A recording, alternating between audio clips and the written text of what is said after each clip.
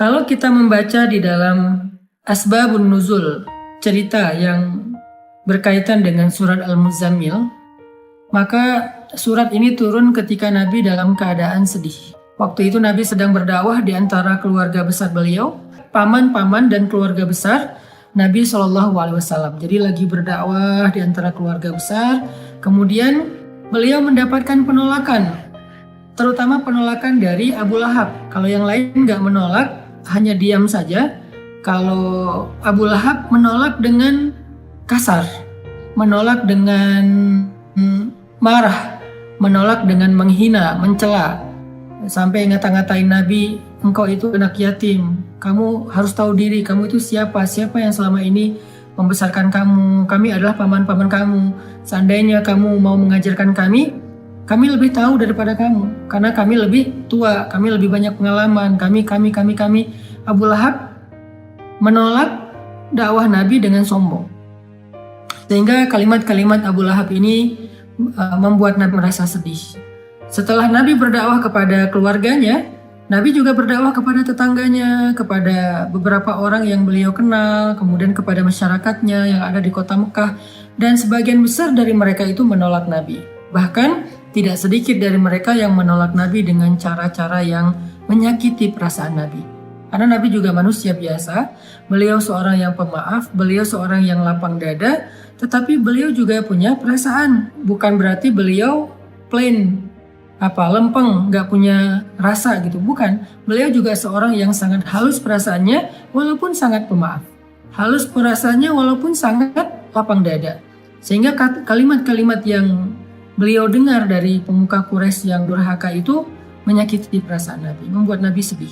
Dan yang lebih lagi menyakiti perasaan Nabi itu bukan karena dikata-katain, tetapi karena justru Nabi kasihan sama mereka. Bisa ngebayangin gimana nasib mereka nanti di akhirat jika mereka menolak dakwah Nabi SAW. Sehingga dalam keadaan yang seharian Nabi lelah berdakwah, keliling ke sana kemari ditolak, ketuk pintu rumah nggak dibukain, datang ke sebuah tempat yang kerumunan orang diusir, Nabi diperlakukan seperti orang yang hina, seperti orang gila, semua menjauh dari Nabi. Sehingga Nabi pulang ke rumah di malam hari setelah seharian capek, dalam keadaan berkeringat, dalam keadaan kotor karena dilempari. Nabi pulang ke rumah, untungnya Nabi memiliki seorang istri yang sangat pengertian, sangat bijak, solehah, yaitu Sayyidah Khadijah. Nabi pulang ke rumah, dibukain pintu rumahnya oleh Sayyidah Khadijah, dan Khadijah paham betul keadaan Nabi, sehingga ketika Nabi sampai di rumah, Khadijah mempersiapkan kebutuhan Nabi, makan malamnya, kemudian Nabi mandi dulu biar seger. Setelah mandi Nabi makan, kemudian setelah itu Nabi bercerita kepada Khadijah, Khadijah hari ini aku keliling tetapi diusir, Khadijah begini, Khadijah begitu. Nabi curhat kepada Khadijah. Khadijah itu tahu betul keluh kesah Nabi dalam perjalanan, dalam perjuangan dakwah yang luar biasa. Khadijah tahu betul perjuangan yang gak mudah. Dan Khadijah mencoba untuk menghibur Nabi semampu Khadijah. Jangan sedih, wahai kekasih Allah, sesungguhnya Allah gak akan mengecewakan engkau. Dan seterusnya. Sambil Nabi istirahat, maka Nabi curhat kepada Khadijah. Lalu setelah semakin larut malam, Nabi pun tidur bersama dengan Khadijah. Dalam keadaan masih ada rasa yang berat di hati beliau. Kalau Nabi capek secara fisik, maka Nabi bisa istirahat dengan makan, mandi, kemudian tidur. Itu cara istirahat dari lelah fisik. Tetapi ternyata Nabi waktu itu bukan hanya lelah fisiknya, yang lebih berat lagi adalah Nabi lelah batinnya. Ini buat kita semuanya, semua kita pasti merasakan lelah batin. Kalau lelah fisik, kita tahu obatnya. Ketika kita lelah secara fisik, kita bisa istirahat dengan duduk, kita bisa istirahat dengan goler-goler, berbaring, kita bisa istirahat dengan tidur lelap, kita bisa istirahat dengan santai-santai, kita bisa istirahat dengan makan dan minum, ngopi, ngeteh, minum jus, makan buah. Kita bisa istirahat dengan nonton, kita bisa istirahat dengan bercanda dengan anak-anak, dengan keluarga. Itu adalah cara kita melepaskan lelah fisik, merecovery lelah fisik. Sakit fisik juga demikian, recovery-nya kita bisa dengan bed rest, kita bisa dengan minum obat, kita bisa dengan terapi. Itu adalah cara kita recovery sakit fisik, lelah fisik. Tapi bagaimana kalau kita sedang lelah batin, sakit batinnya, perasaannya yang sakit, hatinya yang sakit, pikirannya yang sakit, jiwanya yang sakit, dalam tanda petik.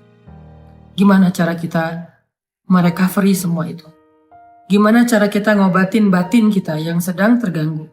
Gimana cara kita ngobatin hati kita yang terluka?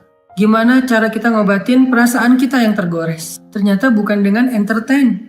Cara ngobatin jiwa kita, cara ngobatin hati kita adalah dengan zikrullah, mengingat Allah. Kenapa bisa kayak gitu, Ustadz? Karena jiwa kita itu, roh kita itu asalnya dari langit. Beda sama jasad kita, fisik kita. Jasad atau fisik kita itu asalnya dari bumi. Sehingga ketika dia sakit, maka obat-obatnya ada di bumi. Tapi kalau roh kita, jiwa kita itu ditiupkan oleh Allah asalnya dari langit. Sehingga kalau dia ngerasa sakit, terganggu, maka obatnya ada di langit. Apa obat yang ada di langit? Zikrullah, mengingat Allah. Banyak orang yang salah paham tentang ini. Dia sebetulnya nggak lelah fisik. Kalaupun lelah fisik, nggak terlalu lah. Yang lebih lelah itu sebetulnya jiwa dia. Yang lebih lelah itu sebetulnya hati dia. Yang lebih lelah itu sebetulnya pikiran dia. Yang lebih lelah itu sebetulnya perasaan dia. Maka dalam kelelahan seperti itu, dia mencoba untuk merecovery-nya dengan cara jalan-jalan, dengan cara nonton, dengan cara entertain, dengan cara goler-goler, dengan cara tidur lelap dari pagi sampai sore, malam sampai pagi lagi. Dia pikir dengan begitu dia bisa melupakan rasa sakit hatinya. Ternyata setelah dia melakukan itu, lelahnya gak hilang. Beban di hatinya itu nggak menjadi ringan. Luka di perasaannya itu nggak menjadi sembuh. Kenapa? Karena dia bukan sedang lelah fisik. Dia bukan sedang capek secara fisik. Dia bukan sedang sakit secara fisik. Dan itulah yang terjadi kepada Nabi SAW. Sehingga ketika Nabi pulang ke rumah, Nabi capek. Tapi yang lebih capek lagi perasaan dan hati beliau. Nabi istirahat bersama dengan Khadijah. Khadijah menyiapkan air hangat, Nabi makan bersama dengan Khadijah, Nabi curhat sedikit kepada Khadijah. Setelah itu Nabi tidur. Karena Nabi berharap dengan tidur, beliau bisa merecovery lelahnya beliau. Ternyata Allah tahu, Nabi bukan hanya butuh tidur.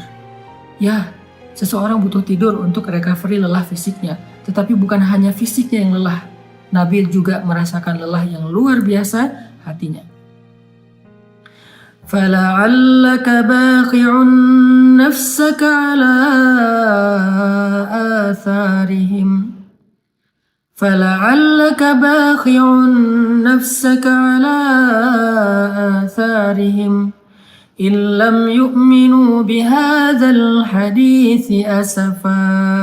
Kata Allah di surat Al-Kahfi. Hampir saja engkau mencelakai dirimu sendiri. Hampir saja engkau mencelakai dirimu sendiri karena merasa berat terhadap pengingkaran mereka, merasa berat terhadap kedurhakaan mereka, merasa berat terhadap kekufuran mereka. Hampir saja engkau mencelakai dirimu sendiri, hampir saja engkau membebani perasaanmu sendiri. Itu yang dirasakan Nabi. Nabi sangat terbeban, bukan terbeban secara subjektif perasaan pribadi beliau, bukan. Beliau itu terlalu menginginkan hidayah kepada umatnya. Beliau itu akan sangat sedih kalau ada yang menolak dakwah beliau. Bukan karena pribadinya, tetapi karena kasihan kepada mereka. Allah tahu Nabi sedang merasakan itu. Sehingga ketika Nabi tertidur, terlelap, Muzammil itu sebuah kiasan bahwa Nabi itu tidur lelap. Dalam bahasa Arab, orang kalau tidur lelap itu diistilahkan dengan berselimut. Walaupun bisa juga bermakna memang Nabi memakai selimut, tetapi Al-Quran lebih dalam dari itu. Al-Quran sedang tidak bicara hanya soal selimut yang dipakai Nabi, tetapi Al-Quran itu adalah bahasa sastra, bahasa yang tinggi. Maknanya itu tidak sedangkal pemaknaan kita, pasti pemaknaannya lebih dalam lagi. Sehingga kalimat ya ayyuhal muzammil, wahai orang yang berselimut di sini artinya wahai orang yang sedang lelap dalam tidurnya. Wahai orang yang sedang nyaman dengan tidurnya. Kan berselimut itu nyaman, lelap ya. Wahai orang yang sedang beristirahat dari lelah fisiknya dengan cara tidur. Allah tahu Nabi butuh istirahat, tidur agar bisa merecovery capek secara fisik. Tetapi Nabi juga butuh sesuatu yang bisa merecovery capek batin, perasaan, jiwa, dan pikiran beliau. Sehingga Allah berfirman, Qumil lail, bangunlah di malam hari. Ternyata fadilah keutamaan pertama dari tahajud itu adalah tahajud obat dari lelahnya jiwa. Tahajud adalah recovery batin. Tahajud adalah obat hati. Tahajud adalah penenang pikiran apabila dilakukan dengan sungguh-sungguh. Tabattul atau tabatilah. Itulah keutamaan tahajud.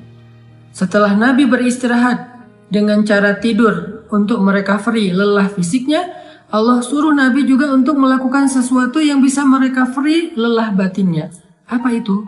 Qumil lail, berdirilah di malam hari. Bangun malam, tahajud. Sehingga buat kita semua yang pernah merasakan lelah batin, atau mungkin sekarang sedang merasakan itu, sedang ngerasa lelah batinnya, sedang ngerasa capek jiwanya, sedang ngerasa sakit hatinya, sedang ngerasa terluka perasaannya, sedang ngerasa galau pikirannya, qumil lail, bangunlah di malam hari, maka Allah Subhanahu wa Ta'ala akan mengobati luka di hati kita, seperti obat yang bisa menyembuhkan luka di fisik kita. Bangunlah di malam hari, maka Allah akan menyembuhkan sakit hati kita, seperti obat yang bisa menyembuhkan sakit fisik kita. Bangunlah di malam hari, maka Allah akan menyembuhkan goresan di perasaan kita, sebagaimana obat bisa menyembuhkan goresan luka di kulit kita. Bangunlah di malam hari, maka Allah Subhanahu wa Ta'ala akan menenangkan pikiran kita, sebagaimana ada jenis obat yang bisa menenangkan kita dari rasa sakit. Bangunlah di malam hari, maka Allah akan melapangkan dada kita, sebagaimana obat bisa menjadikan kenyamanan bagi kita yang sedang merasakan kesakitan. Bangunlah di malam hari, Allah Subhanahu wa Ta'ala akan menyembuhkan penyakit-penyakit amradul qulub, atau perasaan tidak nyaman di jiwa kita. Itu fadilah keutamaan pertama dari tahajud atau tarawih apabila kita melakukannya dengan benar. Jadi sekarang kita jadi tahu recovery yang kita butuhkan itu ada dua. Ada recovery fisik, ada recovery zahir, ada recovery jasad kita, tubuh kita, ada recovery jiwa kita, batin kita, perasaan kita, hati kita. Recovery fisik dengan istirahat, dengan tidur, dengan makan, dengan ngopi, dengan ngeteh, dengan makan buah, dengan minum jus, dengan entertain, dengan nonton, dengan jalan-jalan, dengan bersenda gurau dengan keluarga. Itu adalah recovery fisik. Sedangkan recovery batin, jiwa, perasaan, dan pikiran kita, hati kita dengan zikrullah. Dan zikrullah yang paling baik itu di antara sekian banyak zikrullah adalah qiyamul lail, salat malam. Kenapa?